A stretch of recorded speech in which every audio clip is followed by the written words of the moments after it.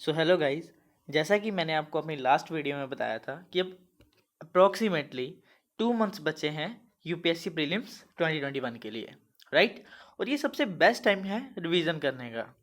और अगर रिवीजन जो है वो एमसीक्यूज के थ्रू की जाए तो ये हमारे लिए और भी बेनिफिट वाली चीज़ हो सकती है, राइट।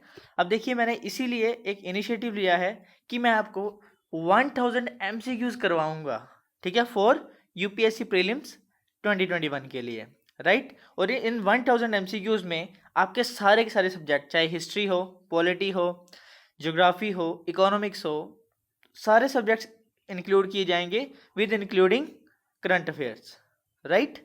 तो यही इनिशिएटिव, और मैंने आपको एक और चीज़ बताई थी इस चीज़ के रिगार्डिंग कि देखिए, मैं जो है हर वीडियो में 2 सब्जेक्ट्स लाऊंगा, ठीक है, 2 सब्जेक्ट्स लाऊंगा। और आज के जो सब्जेक्ट्स होने वाले हैं वो है, first one is Indian polity and the second one is geography, right. और टोटल जो होंगे वो 30 क्वेश्चंस होंगे, ठीक है। हम ज़्यादा बर्डन नहीं डालेंगे किसी भी चीज़ का। सो हम क्या करेंगे कि हर रोज 30 क्वेश्चंस करेंगे 2 सब्जेक्ट से रिलेटेड। अब जैसे आज इंडियन पॉलिटी ज्योग्राफी आ गया तो अगले दिन हो सकता है हिस्ट्री और इन्वायरमेंट इकोलॉजी आ जाए, राइट। सो इस तरह से जो है हम ये 1000 एमसीक्यूज पूरे करेंगे कितने दिनों में? 45 डेज में, राइट। अब जरूरी नहीं है 1000 ही होंगे, 1000 से ज़्यादा भी हो सकते हैं, बट हम कवर करेंगे कितनों में? 45 डेज में, राइट। आई होप आपको ये चीज़ समझ आई होगी। तो चलो फिर अब आप स्टार्ट करते हैं इस चीज़ को। तो जो हमारा फर्स्ट क्वेश्चन है ये हमारा इंडियन पॉलिटी से है। चलिए देखते हैं क्या है। According to the Indian Constitution, a naturalized citizen of India is not eligible for holding the office of President of India। ठीक है, पहली स्टेटमेंट बोलता है कि इंडियन कॉन्स्टिट्यूशन के अनुसार एक नेचुरलाइज सिटीजन है वो एलिजिबल नहीं है प्रेसिडेंट के ऑफिस को होल्ड करने के लिए। क्या ये बात सही है? चलो आगे देखते हैं। इंडियन कॉन्स्टिट्यूशन जो है वो डील नहीं करता with the problem of acquisition of citizenship, ठीक है, problem of acquisition of citizenship subsequent to its commencement. जब से ये कमेंस हुआ है जो है ये problem of acquisition of citizenship के साथ डील नहीं करता इंडियन कॉन्स्टिट्यूशन। क्या ये बात सही है? अब पहली बात एक याद रखिएगा, हम क्या होते हैं मोस्ट ऑफ द टाइम हम गलती कर जाते हैं इस चीज़ में। हम ये बिना पढ़े कि करेक्ट है इनकरेक्ट लिखा है, यहाँ पे क्या चीज़ लिखी है, हम बस क्वेश्चन पढ़ते हैं और हम देखते हैं कि हाँ ये हमें क्वेश्चन आता है और हम गलत आंसर टिक कराते हैं बिना जाने कि सही पूछा है या गलत पूछा है, ठीक है। तो इस चीज पे मेनली फोकस करना है। तो इसमें पूछा है which of the statements given above is are correct, ठीक है। सो अब देखिए, सोचिए कि इसका क्या आंसर हो सकता है, राइट। तो चलिए मैं आंसर बता देता हूं। जो इसका आंसर है दैट इज 2 ओनली। अब 2 ओनली क्यों? अब देखिए ध्यान से, according to the Indian constitution एक नेचुरलाइज सिटीजन जो है वो एलिजिबल होता है प्रेसिडेंट के ऑफिस को होल्ड करने के लिए, ठीक है। मैं थोड़ी सी आपको एक्सप्लेनेशन से इस चीज को समझा देता हूं। देखिए, in India both a citizen by birth as well as naturalize citizen are eligible for the office of president, right. India में दोनों, चाहे बर्थ से हो चाहे नेचुरलाइज सिटीजन हो, दोनों के दोनों एलिजिबल होते हैं किसके लिए? ऑफिस ऑफ प्रेसिडेंट के लिए। ये चीज आप याद रखिएगा। सो पहली स्टेटमेंट हमारी क्या होगी? गलत होगी, ठीक है। और एक और चीज इसमें एडिशनल इन्फॉर्मेशन है, अगर मैं यूएसए की बात करूं ना तो यूएसए में only a citizen by birth, ठीक है, यूएसए में नेचुरलाइज सिटीजन नहीं होता। अब मान लेते हैं आपको स्टेटमेंट आ गई कि इन यूएसए, ठीक है, both citizen by birth as well as naturalize citizen are eligible for the office of president. तो क्या ये स्टेटमेंट सही होगी? बिल्कुल नहीं, ये स्टेटमेंट क्या हो जाएगी? गलत हो जाएगी, क्योंकि यूएसए में सिर्फ बाय बर्थ जो है वो प्रेसिडेंट बन सकता है, राइट। और पहली सेकंड स्टेटमेंट जो है वो हमारी ट्रू है। क्यों सही है? आइए देखते हैं। ये देखिए, इसमें लिखी हुई है ये चीज, ये देखिए, तो जो कॉन्स्टिट्यूशन है, ठीक है, ये डील्स करता है, पहले बात सिटीजनशिप आर्टिकल 5 to 11, ये चीज हमें याद होना जरूरी है, ठीक है। देखिए इसमें सिर्फ लिखी हुई है it does not deal with the problem of acquisition और law citizenship subsequent to its commencement, ठीक है। ये क्या करता है? डील नहीं करता, ठीक है। इसने सिर्फ आइडेंटिफाई किया था वो पर्सन जो सिटीजन बनेंगे इंडिया के at its commencement that is on January 26, 1950। उसके बाद बाकी जो भी चीजें ऐड की गई हैं वो सारी प्रोविजन से आई हैं, राइट। चलिए, तो इससे क्या हो गया? हमारी सेकंड स्टेटमेंट सही होगी, फर्स्ट स्टेटमेंट गलत होगी। सो हमारा आंसर जो बना वो बना 2 ओनली, ओके। चलिए अगला क्वेश्चन देख लेते हैं। क्वेश्चन नंबर 2 है हमारे पास, with reference to the preamble. अब याद रख लीजिए हमारे माइंड में प्रियम्बल, ठीक है। देखिए क्वेश्चन सॉल्व करने के तरीके होते हैं, आप मेन चीज पे फोकस कीजिए कि पूछा क्या गया है। देखिए प्रियम्बल के रिगार्डिंग पूछा गया तो अब आपके माइंड में प्रियम्बल के रिलेटेड जितनी भी चीजें वो सारी आ जानी चाहिए, ठीक है। अब चलो देखते हैं। देखिए पहले हम देख लेते हैं, इसमें करेक्ट स्टेटमेंट पूछी है, राइट, करेक्ट। तो अब हमने करेक्ट को मार्क करना है। पहली चीज बोलिए कि preamble of the constitution is enforceable in the court of law. क्या ये स्टेटमेंट सही है? चलो देखते हैं। Preamble is amendable but no amendment should be made which takes away the basic features. चलो आगे देखते हैं। Preamble is considered to be the source of power to the legislature, ठीक है। पहली स्टेटमेंट तो बोलिए कि प्रियम्बल जो है, जो constitution, preamble of the constitution जो है वो एनफोर्सेबल है इन the court of law. Is it? कैसा है? ऐसा बिल्कुल भी नहीं है, राइट, नहीं किया जा सकता। जिस तरह फंडामेंटल राइट अगर कोई आपके इफेक्ट करे, फंडामेंटल राइट कोई आपसे छीने तो आप कोर्ट जा सकते हैं, बट प्रियम्बल के लिए अगर प्रियम्बल में कुछ ऐसी चीज हो जाए तो आप क्या कोर्ट में जा सकते हैं? No. Second, preamble is amendable. Yes, preamble को अमेंड जरूर किया जा सकता है, पर ऐसी कोई अमेंडमेंट नहीं होनी चाहिए जो बेसिक फीचर को इफेक्ट करे। तो हमारी सेकंड स्टेटमेंट क्या हो जाती है? बिल्कुल सही, ठीक है। अब देखिए थोड़ा एलिमिनेशन मेथड भी यूज कर ही लेते हैं। पहली स्टेटमेंट हमारी गलत होगी, मतलब कि हमारा ए ऑप्शन गया, ठीक है। तो पहली स्टेटमेंट गलत है तो बी ऑप्शन भी गया। अब हमारे पास बचता है 2 ओनली और 3 ओनली। अब हमने सेकंड तो हमें पता चल गया कि सही है, ठीक है, सेकंड तो हमें पता चल गया सही है, तो क्या थर्ड सही हो सकती है? ऑटोमेटिकली थर्ड भी गलत ही होगी, राइट। पर चलो फिर भी देख लेते हैं। Preamble is considered to be the source of power to the legislature. नहीं, स्टेटमेंट ऐसी है कि जो प्रियम्बल है, ठीक है, is neither a source of power to the legislature, right. याद रखिएगा कि जो प्रियम्बल है is neither a source of power to legislature and nor a prohibition upon the powers of the legislature, ठीक है। ये चीज आप याद रखिएगा। तो थर्ड स्टेटमेंट भी क्या होगी? गलत होगी। सो ऑटोमेटिकली हमारी सेकंड स्टेटमेंट जो है वो सही हो जाती है, राइट। चलिए अगला क्वेश्चन देख लेते हैं। क्वेश्चन नंबर 3 है हमारे पास। देखिए एक तरफ दिए हैं डेजर्ट और एक तरफ दिए हैं ओशियन करंट्स, ठीक है। अब डेजर्ट्स, अब हमने देखना है कि which of the pairs given above is are not correctly matched. याद रखिएगा अब क्या पूछा है? नॉट करेक्टली मैच्ड, कौन सा जो है सही नहीं है, राइट। तो अब देख लेते हैं कि कौन सा सही नहीं है। आंसर सोचिए, क्या इसका आंसर हो सकता है? क्या गल्फ स्ट्रीम सोनोरान से मिल रहा है? पेरिवियन करंट जो है वो एटकामा से मिल रहा है? सोचिए। चलिए मैं इसका आंसर बता देता हूँ। इसका आंसर है ऑप्शन नंबर सी, 1 और 3, ठीक है। नॉट करेक्ट पूछा है, मतलब ये 1 और ये 3 एक दूसरे से नहीं मिल रहे हैं। अब क्यों नहीं मिल रहे हैं हम ये चीज देख लेते हैं। देखिए याद रखिएगा, जितने भी डेजर्ट यहाँ मेंशन किए गए हैं, ठीक है, ये होल और पार्शली कहाँ पे हैं? Western coast of the continent, ठीक है। जितने भी यहाँ पे मेंशन किए गए हैं ना डेजर्ट्स, ये पार्शली या होल क्या है? वेस्टर्न कोस्ट ऑफ कॉन्टिनेंट में लाई करते हैं, ठीक है। अब याद रखिएगा जो कोल्ड ओशन करंट्स है ना, कोल्ड ओशन करंट वो बनाते हैं हॉट डेजर्ट्स, ठीक है। क्या है? जो कोल्ड ओशन करंट्स हैं वो क्या बनाते हैं? Results in formation of hot desert, ठीक है। तो अब हम देखते हैं कि कोल्ड, अब देखिए जो गल्फ स्ट्रीम है और एग्लोहस आर, मतलब ये दोनों जो हैं ये क्या है? वार्म ओशन करंट्स हैं। तो अब हमें पता है कि जो गल्फ स्ट्रीम और ये दोनों जो हैं ये वार्म ओशन करंट्स हैं, तो क्या ये बनाएंगे डेजर्ट्स? बिल्कुल भी नहीं बनाएंगे, नहीं बनाएंगे, राइट, ठीक है। तो हमने ऊपर पढ़ लिया कि जो कोल्ड ओशन करंट्स हैं वही क्या है? ये बनाते हैं hot deserts, right. So automatically हमारा क्या हो गया? ऑप्शन जो थर्ड है वो सही हो गया। क्यों? क्योंकि इसमें इनकरेक्ट पूछा गया था, राइट। सो जो पेरिवियन करंट है ये डेजर्ट बनाता है, राइट। अब देख लेते हैं गल्फ स्ट्रीम और ये एग्लोहस करंट कौन सा वो बनाते हैं, ठीक है। ये देखिए जो सोनोरान डेजर्ट है ये किसके अंदर बनता है? कैलिफोर्नियन करंट के अंदर। और जो नेबिव डेजर्ट है, ठीक है, ये बनता है वेनेजुएला करंट के अंदर, ठीक है। ये चीज आप याद रखिएगा। चलिए अगला क्वेश्चन देख लेते हैं।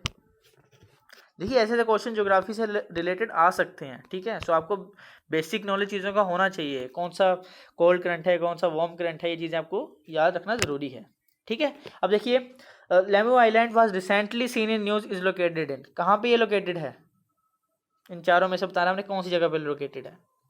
सो द करेक्ट आंसर इसका जो है वो है कीनिया, ठीक है। अब देखिए क्यों ये अभी न्यूज़ में था, ये चीज़ हम देख लेते हैं। देखिए बेसिकली ये लोकेटेड है eastern coast of Kenya. It is one of the oldest and the best preserved living settlements among the Swahili towns.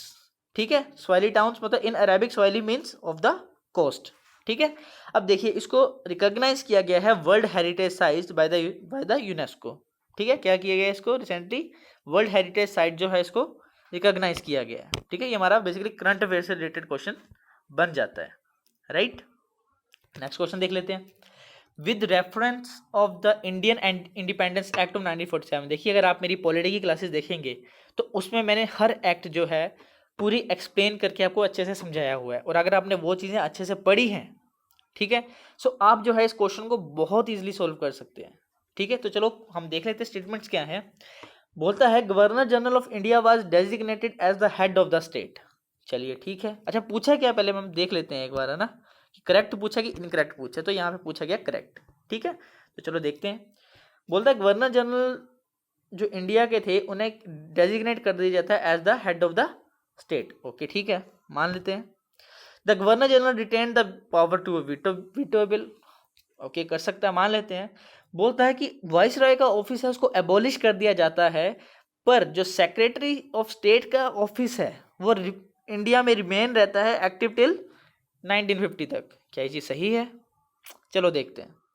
देखिए इसका जो करेक्ट आंसर है, राइट, वो होगा हमारे पास, पहले हम देख लेते हैं कि ऑप्शंस में क्या क्या है।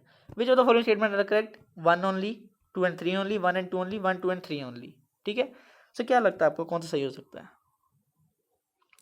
चलिए the correct answer is 1 and 2 only. अब ऐसा क्यों है देखिएगा ढंग से। गवर्नर जनरल ऑफ इंडिया को डेजिग्नेट कर दिया था as the head of the state, बिल्कुल सही बात है, बिल्कुल सही बात है कि उसे head of the state designate कर दिया जाता है गवर्नर जनरल को।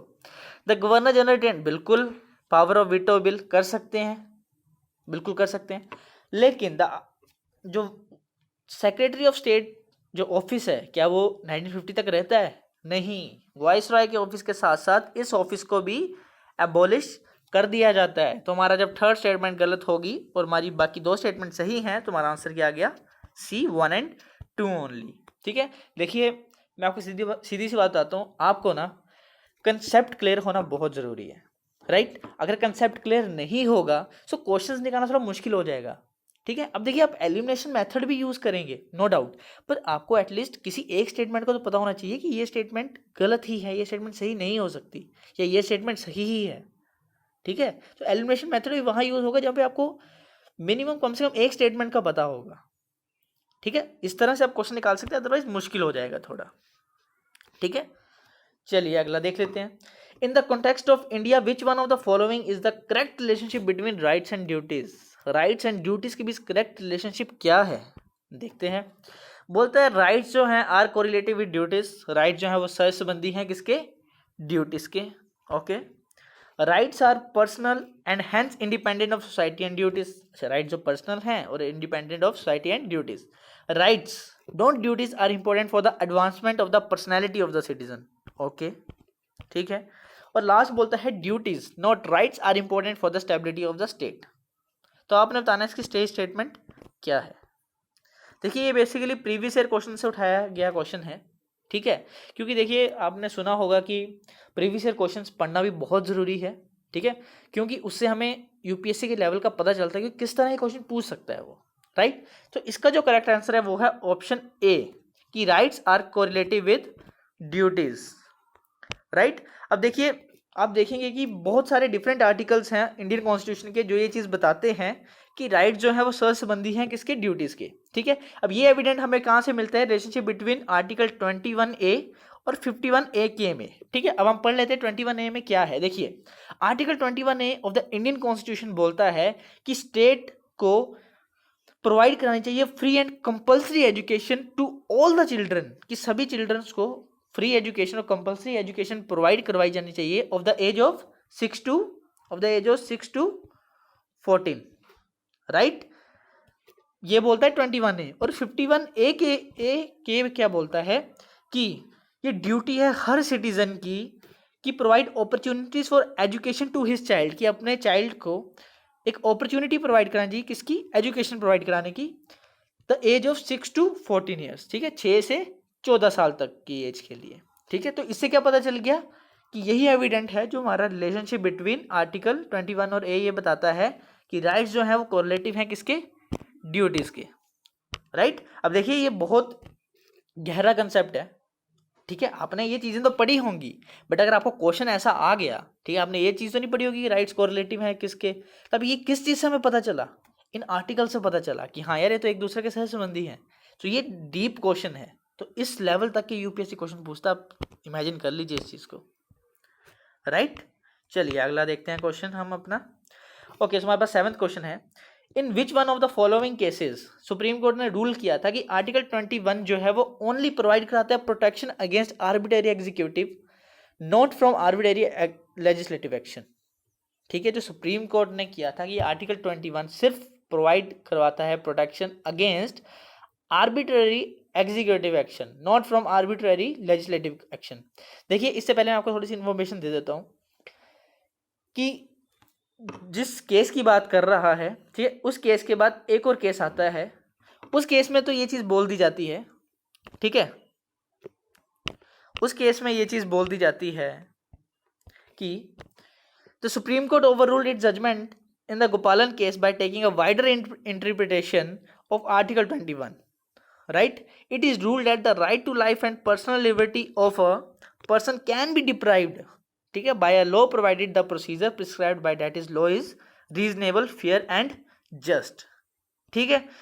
पर ये चीज किस में बोली जाती है कि ये सिर्फ आर्बिट्ररी एग्जीक्यूटिव एक्शन के अगेंस्ट जो है प्रोटेक्शन प्रोवाइड करवाता है। सो इसका आंसर है राइट, दैट इज गोपालन केस, राइट, गोपालन केस। और गोपालन केस के बाद जो मेनका गांधी केस आता है उसमें जजमेंट जो है ये चेंज कर दी जाती है, राइट।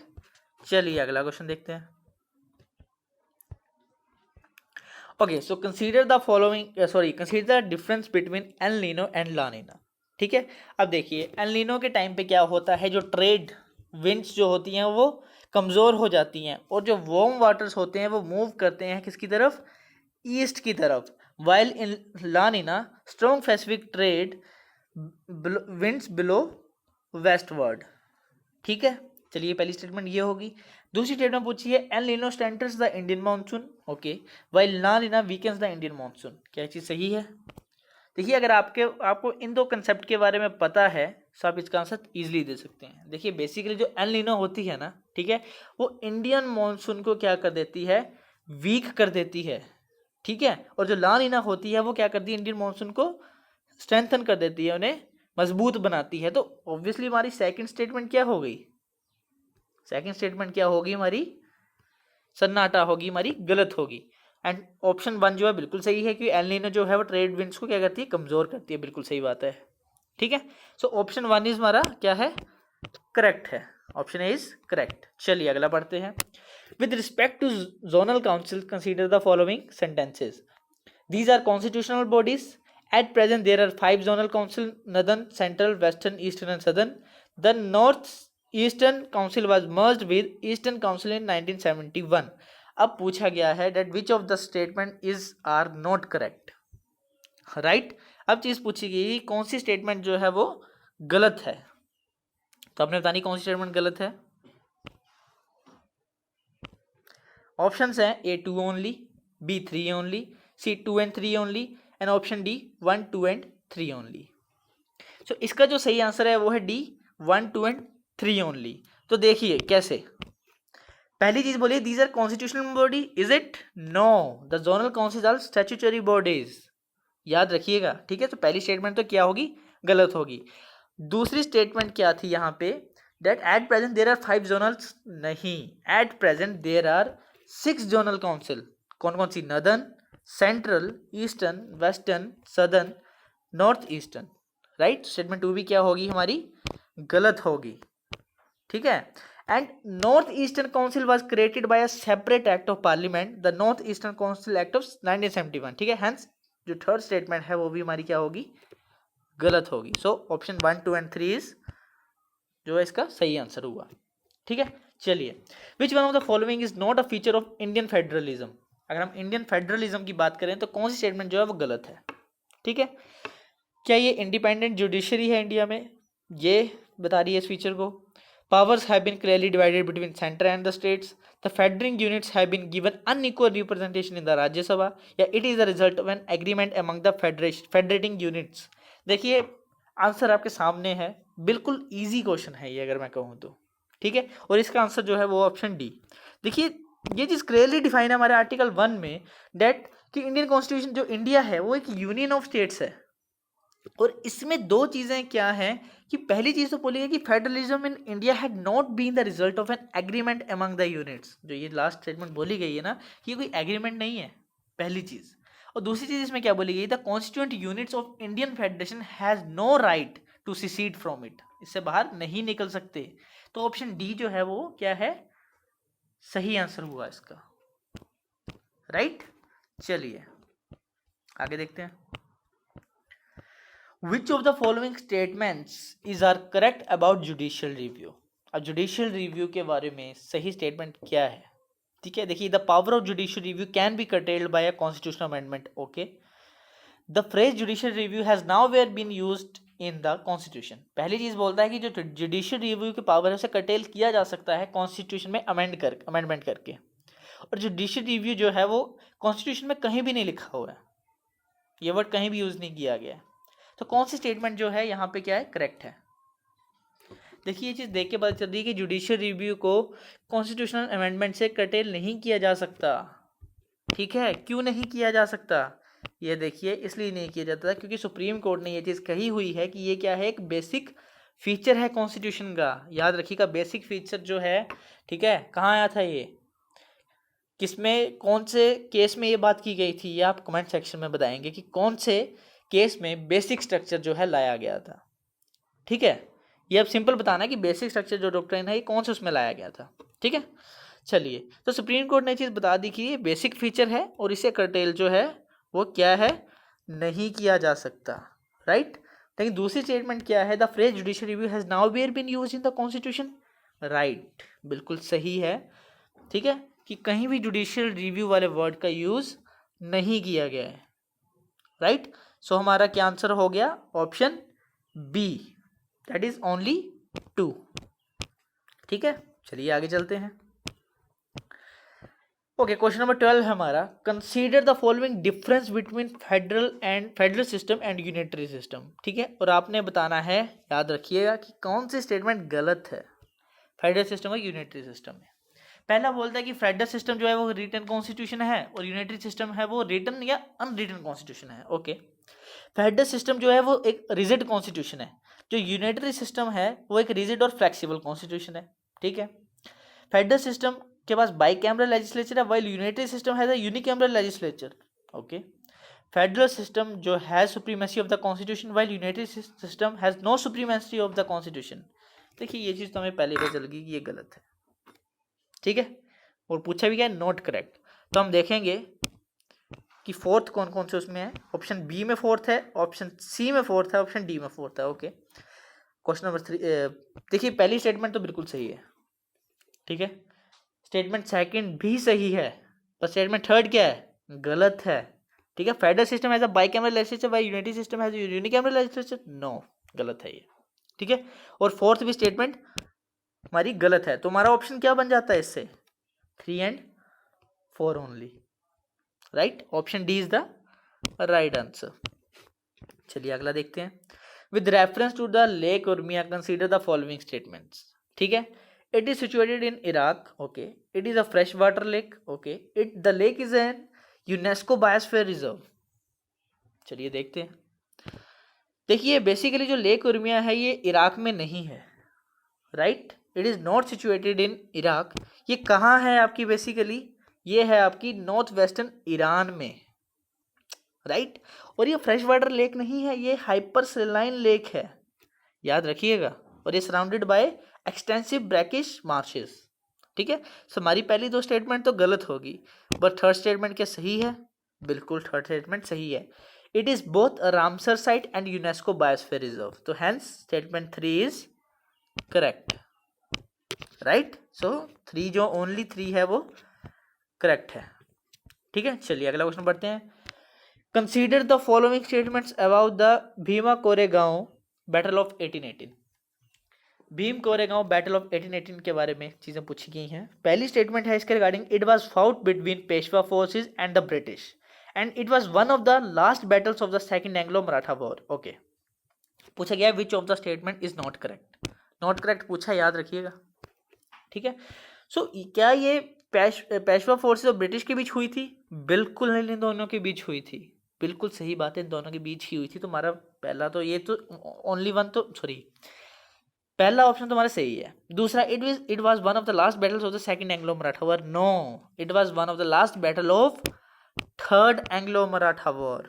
ठीक है, ये देखिए, the Bhima Koregaon battle of 1818 was fought between Peshwa forces and British. ये स्टेटमेंट तो बिल्कुल सही है, but it was one of the last battle of the third Anglo Maratha war, not second. ठीक है, तुम्हारी दूसरी स्टेटमेंट गलत हो जाती है और क्वेश्चन में याद रखिएगा, क्वेश्चन पूछा गया इज नॉट करेक्ट। सो हमारी B2 ओनली इज द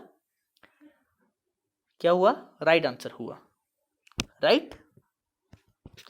चलिए अगले क्वेश्चन की तरफ बढ़ते हैं हम। Question number 15, with regard to the constitution of India consider the following statements. ठीक है, कॉन्स्टिट्यूशन ऑफ इंडिया के बारे में हमने बताना है, चीजें बतानी क्या क्या है। Most of the details related to the administration of the India were drawn from the government of India act of 1935। Is it correct? देखिए, मैंने आपको अपने वीडियोस में चीज़ बताई थी, जब मैंने 1935 का एक्ट किया गया था तो मैंने उसमें बताया था कि ये एक्ट हमारे लिए बहुत इंपॉर्टेंट है। क्यों? क्योंकि हमारा जो ओरिजिनल कॉन्स्टिट्यूशन है उसमें हमने बहुत सी चीज़ें जो है इसमें इंक्लूड की गई हैं। तो इट इज़ राइट दैट बहुत सी डिटेल्स हैं related to the administration of India were drawn from government of India 1935। तो ये स्टेटमेंट होगी हमारी करेक्ट, और हमसे पूछा भी गया करेक्ट बतानी है, तो पहली स्टेटमेंट तो करेक्ट है। Political parts of the Indian constitution were drawn from the constitution of Britain. Yes, political part जो है इंडियन कॉन्स्टिट्यूशन के वो कहाँ से लिए गए हैं? ब्रिटेन से।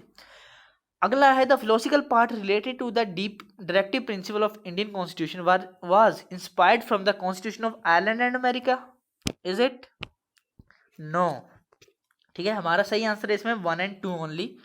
देख लेते हैं, पहली दो स्टेटमेंट तो मैंने आपको क्लियर कर दी। ठीक है, अगली स्टेटमेंट देख लेते हैं, लास्ट स्टेटमेंट क्या बोलता है। देखिए, जो फिलोसफिकल पार्ट है, ठीक है, फिलोसॉफिकल पार्ट है सॉरी, कॉन्स्टिट्यूशन का। ठीक है, fundamental rights and directive principle of state policy derive their inspiration from American and Irish constitution respectively. ठीक है, hence statement 3 is not correct, right. चलिए आगे देखते हैं।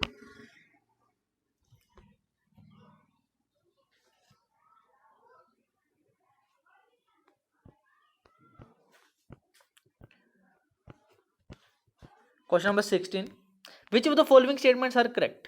Constitution of India adopted the federal system due to the large size of country and its socio-cultural diversity. अगर आपने पढ़ी हैं ये चीज़ें तो आपको ये चीज़ पता होनी चाहिए। The term federation जो है कहीं भी यूज़ नहीं की गई है कॉन्स्टिट्यूशन में। Indian federal system is based on American model and shadow cabinet is a unique institution of the British cabinet system. देखिए, पहली स्टेटमेंट बिल्कुल सही है। ठीक है, दूसरी स्टेटमेंट भी सही है, फेडरेशन का वर्ड कहीं यूज़ नहीं किया है। Indian federal system is based on American model. Is it?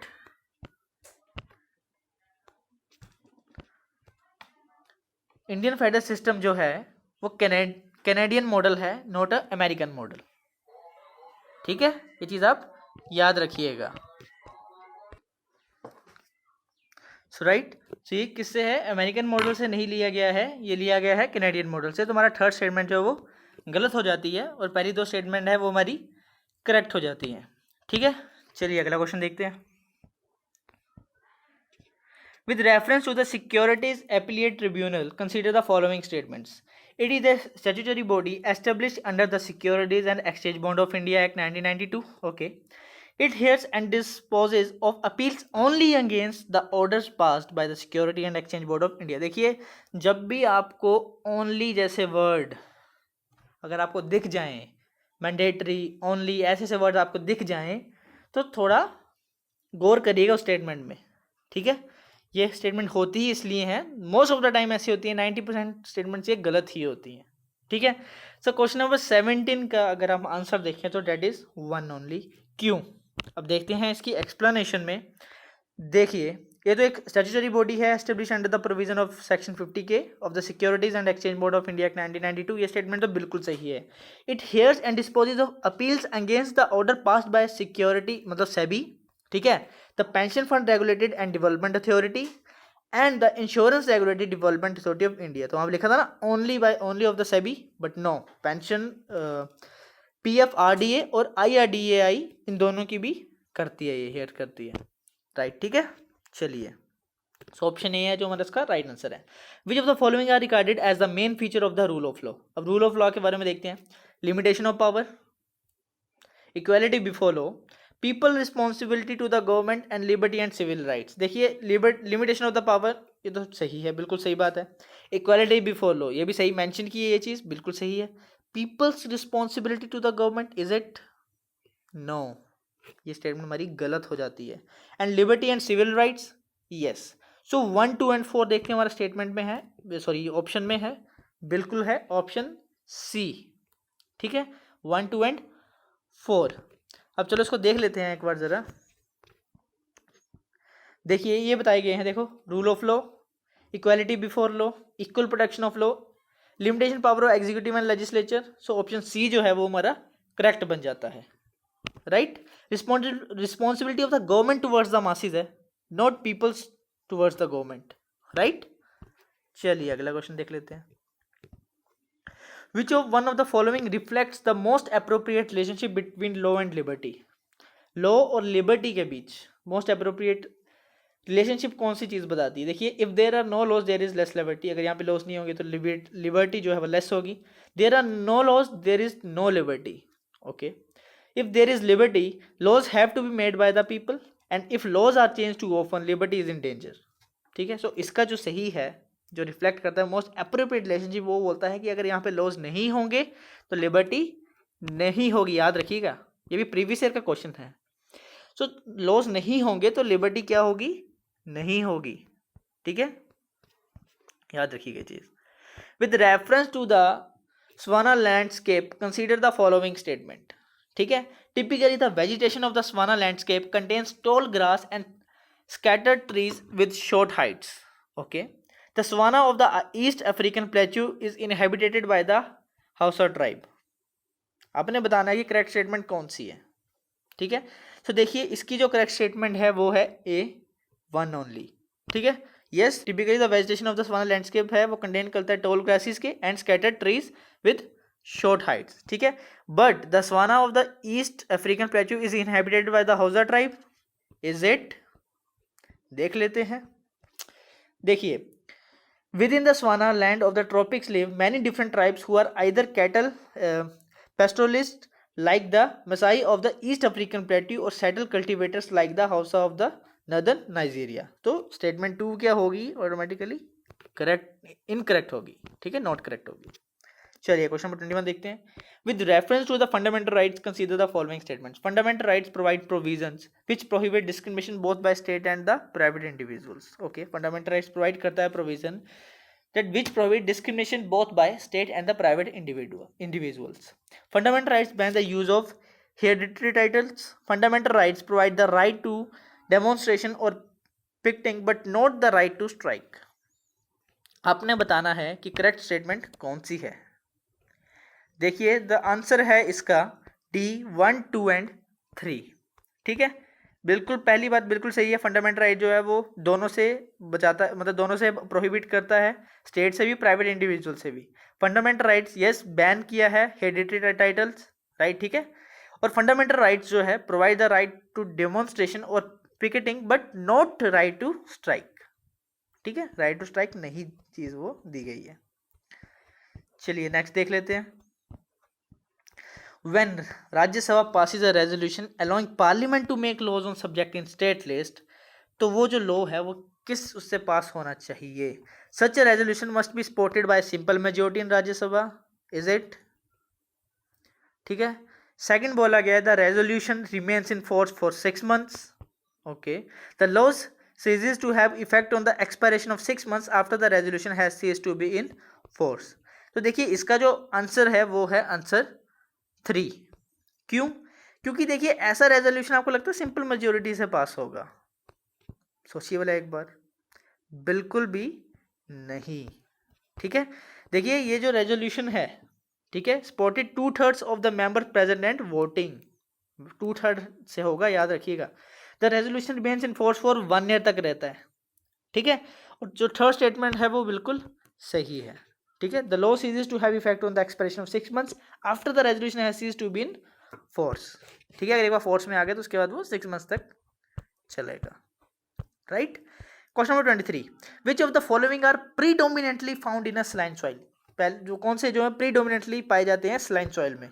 Sulphates of sodium, calcium, magnesium या sodium carbonate. Select the correct answer using the code given below. आपने बताना है. तो देखिए सोडियम ऑफ सल्फेट क्या लगता है होता है? चलिए मान लेते हैं. कैल्शियम होता है, ओके. मैग्नीशियम होता है, सोडियम कार्बोनेट होता है कि नहीं होता है? चलिए मैं इसका आंसर बता देता हूँ. इसका आंसर है 1, 2 एंड 3. सल्फेट ऑफ सोडियम बिल्कुल पाया जाता है, कैल्शियम बिल्कुल पाया जाता है, मैग्नीशियम बिल्कुल होता है, सोडियम कार्बोनेट नहीं होता. याद रखिएगा, सोडियम कार्बोनेट जो है वो नहीं होता. ठीक है. Next question, consider the following statements about Miyawaki method. ठीक है, मियावाकी मेथड क्या है? It is a Japanese method of urban afforestation. The method was adopted by the government of India in the conference of parties to the UN convention to combat desertification. तो आपने बताना है कौन सी statement जो है इसमें करेक्ट है. तो इसका सही आंसर है देखिए वन ओनली. बिल्कुल ये जापानीज मेथड है अर्बन एफोरेस्टेशन का. बट देखिए the method was not adopted by the government. याद रखिएगा, it has not been adopted by the government of India but states like Tamil Nadu, Maharashtra, Telangana adopted this method so far. Further Kerala is planning to adopt the same method. ठीक है, government ने नहीं किया but कुछ states हैं उन्होंने ये मेथड अडॉप्ट किया हुआ है, जैसे कि तमिलनाडु हो गया, महाराष्ट्र हो गया, तेलंगाना हो गया, और अब केरला जो है वो प्लानिंग कर रही है इसे अडॉप्ट करने के लिए. Right. Question number 25, which of the following statement is are correct? Limited amending power of parliament is one of the basic feature of the constitution. Okay, parliament can expand, right? Parliament can expand its amending power so as to acquire for itself the right to repeal or abrogate the constitution or to destroy its basic structure features. Separation of powers between the legislature and the executives and the judiciary is one of the basic structure of the constitution. आपने बताना है कौन सा जो है वो सही है. देखिए बेसिकली जो इसका राइट आंसर है वो है ऑप्शन नंबर सी. ठीक है, 1 एंड 3. तो देखिए सेकंड स्टेटमेंट, देखिए parliament can expand its amending power. नहीं कर सकती. क्यों? किसके लिए? Acquire to itself right to repeal और एब्रोगेट द कॉन्स्टिट्यूशन और डिस्ट्रॉय इट्स बेसिक स्ट्रक्चर. देखिए बेसिक स्ट्रक्चर लाया इसलिए गया था कि पार्लियामेंट कोई ऐसी अमेंडमेंट ना करे जो कॉन्स्टिट्यूशन के बेसिक स्ट्रक्चर को इफेक्ट करे. तो पार्लियामेंट उसको अपने पावर को कैसे अमेंड कर सकती है बेसिक स्ट्रक्चर को ही खत्म करने के लिए? स्टेटमेंट बिल्कुल ही गलत है. सेकंड स्टेटमेंट को बाहर निकाल दीजिए एंड 1 एंड 3 जो है इसका राइट आंसर है. ठीक है, चलिए. Right to privacy is protected as an intrinsic part of right to life and personal liberty. Which of the following in the Constitution of India correctly and appropriately implies the above statement? ठीक है, तो अब देखिए बिल्कुल simple सा है. देखिए article 21 right to life and privacy बताता है and the freedoms granted in part 3. ठीक है, सो ये बहुत इजी क्वेश्चन है. ठीक है, इजी क्वेश्चन था ये, तो आप इसको इजीली दे सकते, आंसर कर सकते थे. राइट. चलिए, what are the benefits of implementing the integrated watershed development programme? अगर integrated watershed development programme implement किया जाता है तो उसके क्या बेनिफिट हो सकते हैं? First, prevention of soil run of. Right. Second, linking the countries reverse with seasonal reverse, rain water harvesting and recharge of ground water table, regeneration of natural vegetation. क्या लगता है आपको कौन सा सही हो सकता है? देखिए ये स्टेटमेंट तो बिल्कुल गलत है. That linking the countries perennial rivers with seasonal rivers, no, this statement is wrong. 2 को आप बाहर निकाल दीजिए, बाहर निकाल दीजिए, बाहर निकाल दीजिए. ऑप्शन क्या आ गया आपके पास? 1, 3 एंड 4. इसको बोलते हैं एलिमिनेशन मेथड. ठीक है, अगर आपको एक स्टेटमेंट का भी पता है कि ये स्टेटमेंट जो है गलत हो सकती है तो आप एलिमिनेशन मेथड यूज करके जो है उसका आंसर निकाल सकते हैं. आपको बाकी स्टेटमेंट को ज़्यादा पढ़ने की जरूरत ही नहीं है. राइट. चलिए, बट यही है कि आपको पता बस कंसेप्ट क्लियर होना चाहिए आपको. ठीक है, consider the following statement, only parliament can make extra territorial legislation, ठीक है, only the parliament can make regulations for the peace, progress and good governance of all the union territories. Okay, parliament कर सकती है, चलो देखते हैं। The governor is empowered to direct that an act of parliament does not apply to a schedule area in the state और apply with specified modification and exceptions. The 42nd Amendment Act of 1976 transferred certain subjects to concurrent list from state list. चलिए देखते हैं इस चीज को, ठीक है। बोलता है कि सिर्फ पार्लियामेंट जो है वो एक्स्ट्रा टेरिटोरियल लेजिस्लेशन बना सकती है। क्या ये सही है? बिल्कुल सही है, कर सकती है। सिर्फ पार्लियामेंट जो है वही चीज कर सकती है। अगला बोलता है only the parliament can make regulation for the peace, progress. No, देखिए ये किसके पास पावर होती है? प्रेसिडेंट जो है can make regulation for the peace, progress and good governance, right. President can make power regulation for the peace, progress and good government for the 4 union territories, that is Andaman Nicobar, Lakshadweep, Dadra Nagar Haveli and Daman and Diu, ठीक है। Both the parliament and state legislature can make laws with respect to any of the matters enumerated in the concurrent list के regarding जो चीजें कर सकती हैं, ठीक है। तो अब सेकंड स्टेटमेंट को जो है एलिमिनेट कर दीजिए, ठीक है। देखिए ये भी एलिमिनेशन मैथड से 2 एलिमिनेट किया, 2 एलिमिनेट किया, 2 एलिमिनेट किया, क्या आंसर आ गया हमारे पास? Option C, that is 1, 3 and 4। Elimination method से निकल गया आंसर इजिली। अगला देखते हैं। Regarding the fundamental duties, consider the following statement. Okay, the duty directing every citizen of India to provide opportunities for education to his child or ward between the age of 6 and 14 years was added by the 42nd Constitutional Amendment Act of 1976. ठीक है। Fundamental duties contain moral duties as well as civic duties. Parliament has the right to enforce fundamental rights by suitable legislation. ठीक है। So इसका जो सही answer है वो होने वाला है 2 and 3। क्यों? अब देखिए 1 स्टेटमेंट क्यों इनकरेक्ट है, हम वो चीजें देख लेते हैं, ठीक है। देखिए बेसिकली बोला क्या गया था इसमें, ये जो ड्यूटी है ये ऐड की गई थी 86 कॉन्स्टिट्यूशनल अमेंडमेंट एक्ट 2002 के रिगार्डिंग, ठीक है। किसके ऐड की थी? 2002 में जो अमेंडमेंट हुई थी उसमें ये चीज बोली गई थी। तो इसमें क्या लिखा था? Duty directing every citizen of India to provide opportunities for education was added by 42nd constitutional amendment act 1976। No, it was added by 86 constitutional amendment act 2002। Hence statement 1 is not correct, ठीक है। वहीं पे आपको ये चीज पता चल गई, ठीक है। चलिए अगला देख लेते हैं। With reference to the Indian schemer, consider the following statements. ठीक है। It is a waterbird species only found in Andhra Pradesh and Odisha. मैंने आपको पहले बोला था जहाँ only word आए थोड़ा सतर्क हो जाइए। And it is listed as vulnerable in the IUCN Red List. तो पहली स्टेटमेंट गलत है, दूसरी स्टेटमेंट सही है, तो only 2 है इसका जो राइट आंसर है। अब देखिए क्यों। देखिए जो in India the species can be sighted near the Chambal river in central India, ठीक है। सेंट्रल इंडिया में भी ये चीज़ें पाई जाती हैं, few parts of Orissa and Andhra Pradesh. So statement 1 जो इनकरेक्ट है और स्टेटमेंट 2 बिल्कुल सही है, IUCN की रेड लिस्ट में वल्नरेबल है, राइट। सो गाइज आज के हमारे 30 क्वेश्चन हैं वो यहीं पे ही क्या होते हैं, कंप्लीट होते हैं, राइट, ठीक है। देखिए मैंने ये जो इनिशिएटिव लिया है, देखिए 30 क्वेश्चन पढ़ाना, ठीक है। मैंने देखिए ज़्यादा मैंने इसको एक्सप्लेन नहीं किया, ठीक है, ज़्यादा अच्छी तरह से मैंने नहीं समझाया, क्योंकि मैं यही एक्सपेक्ट कर रहा हूँ कि आपने ये चीज़ें करंट अफेयर्स में और अपने उसमें पढ़ी हुई हैं, ठीक है। मैंने सिर्फ आपको एक ज़रिया बताया है, राइट, कि इस तरह के क्वेश्चंस जो हैं वो पूछे जा सकते हैं, राइट। ज़रूरी नहीं है सेम टू सेम क्वेश्चन आएगा, ये तो कोई पॉसिबिलिटी नहीं है, बट हाँ क्वेश्चन इन चीज़ों से रिलेटेड आ सकते हैं, ठीक है।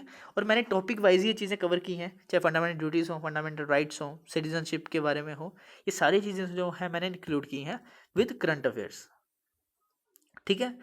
तो मैंने ज़्यादा एक्सप्लेन नहीं किया है, लेकिन फिर भी अगर आपको एक्सप्लेनेशन देखनी है तो मैंने हर क्वेश्चन के नीचे एक्सप्लेनेशन दी हुई है, तो आप वहाँ से जो एक्सप्लेनेशन इसकी देख सकते हैं, राइट। मैंने बस आपको क्वेश्चन बताए हैं जो आपको एक पॉजिटिव तरीके से आपके मतलब आपके लिए हेल्प कर सकते हैं यूपीएससी प्रीलिम्स 2021 के लिए, राइट। सो आई होप कि आपको ये चीज़ें पसंद आई होंगी। अगर पसंद आई हैं, समझ आई हैं तो लाइक करिएगा, नहीं आई तो डिसलाइक करिएगा, बट कमेंट सेक्शन में ज़रूर लिखिएगा कि क्या चीज़ आपको पसंद जो है नहीं आई। तब तक के लिए अपना ख्याल रखें। Bye bye, take care.